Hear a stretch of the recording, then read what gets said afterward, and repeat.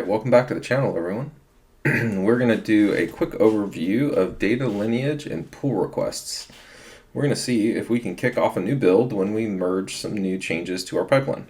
So first, just quickly, this is data lineage, and you can see in here how your data is transformed from a source, like this SEC filings, which is our source media set that contains our 10Q. And you can see how that is transformed throughout this pipeline. So if we take a look at the SEC filing with images transform, I can see a preview of what that outputs, and I can also check out the code that creates that transform. Now, this is like super useful because you can imagine I've been to a lot of companies and no one can answer easily, like, how did your data, how did your report you generated here get transformed? Show me the steps. Let's audit it. Let's make sure it's right. Data lineage is an extremely valuable tool for answering those kind of questions. It makes it very easy to see how data is being manipulated as it makes its way into your reports and into your applications. So this is pretty cool. The other thing I wanted to show you is build schedules. And just so we're clear, like, this goes through all of the steps that I've been showing in the video and finally lands on this report clean table, which if we want to see a preview of, we can come over here. And that's what I showed in the last video I was creating, right? It's got all of my extracted financial data in it. Now, scheduling. What I typically do, I'll show you, you can come over here to this manage build schedules. You can click on any node where you're doing a transform and you can schedule it. And what I'm going to do is basically come into the detail tab here.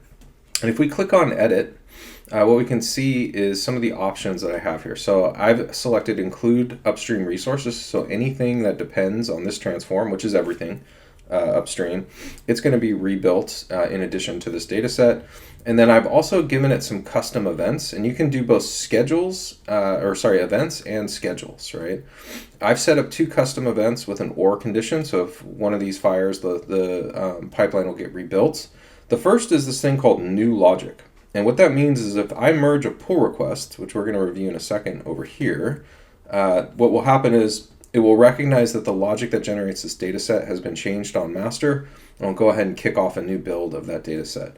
The other is media sets, right? So like, whenever the data set is updated. So in this case, if this media set, the source data set, is updated with new data, it's going to go ahead and kick off this build as well.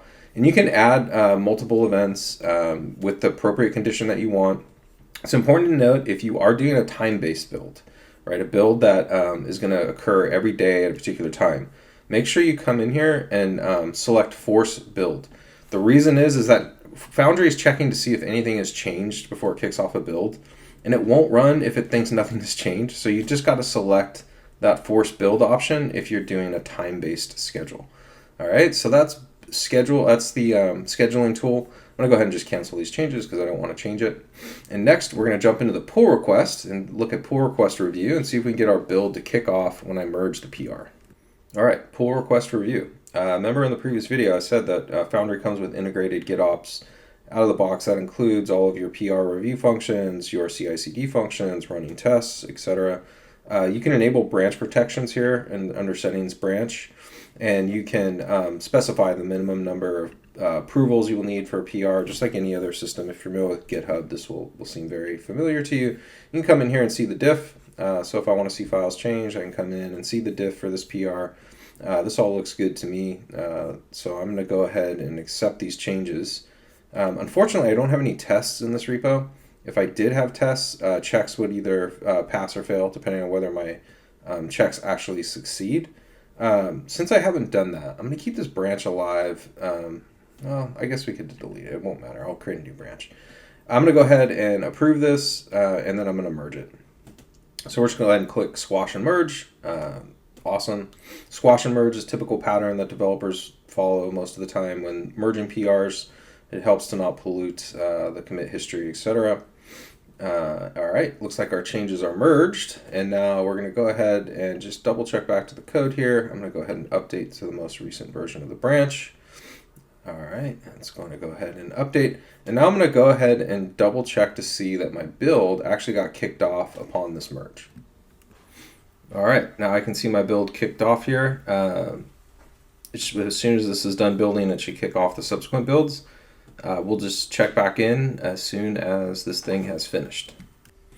All right, so just a heads up, again, I can see my build running, but I did have to add that force refresh button for my build to kick off appropriately. So like I did have to come in here and add under advanced options, force build. And that made sure that whenever I merge to master, that build updates. All right, and here we got the SEC filings build kicking off. This one can take a little bit. I'm just gonna cut the clip here, but what will happen is as this one builds, then the next one will build, and the next one will build, and at the end of the day, I'll get my updated data set.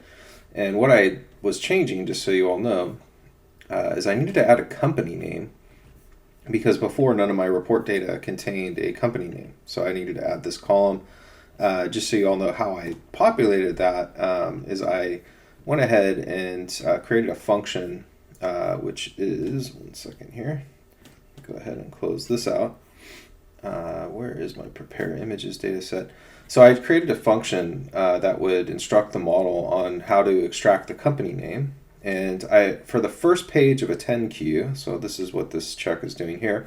For the first page of a 10Q, I call this function because I only want to call it one time. I don't want to call it for every page.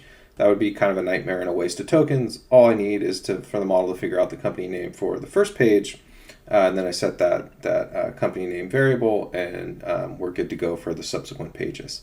And so that's how that's working. And as we can see, I got good output.